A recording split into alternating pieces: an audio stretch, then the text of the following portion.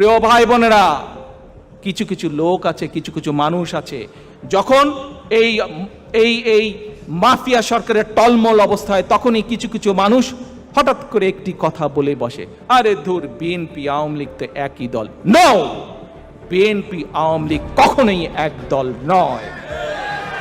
বিএনপির কোন নেতা সংসদে দাঁড়িয়ে বলেনি কোথায় সিরাজ শিকদার। বিএনপির নেতা বলেন, কাজে বিএনপি এবং আওয়ামী লীগ এক নয়।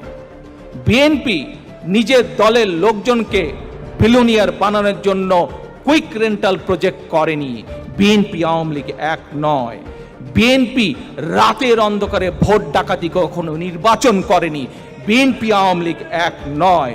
বিএনপি বটমলেস বাস্কেট করেনি, বরং খাদ্য উৎপাদনের দেশ করেছিল। বিএনপি আওয়ামী লীগ এক নয়। বিএনপি বিরোধী দলীয় নেতাকর্মীদের গুম খুন করেনি, কাজে বিএনপি আওয়ামী লীগ এক নয়।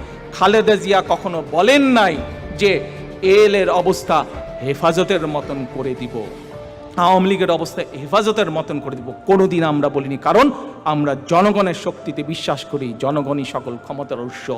বিএনপি আওয়ামী লীগ কখনো এক নয়। 2001 সালে আমাদেরও 2/3 আসন ছিল, কিন্তু বিএনপি সকল সময় জনগণের ক্ষমতায় বিশ্বাসী, জনগণের শক্তিতে বিশ্বাসী। আমাদের আস্থা রাজনৈতিকভাবে জনগণের উপরে বলেই আমরা কেয়ারটেকার সিস্টেম আমরা রেখেছিলাম, আমরা পরিবর্তন করিনি।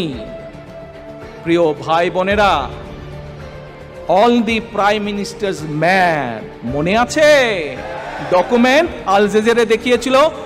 বিএনপির সময় এই রকম কোন ডকুমেন্ট তৈরি করতে পারেনি কোন মিডিয়া।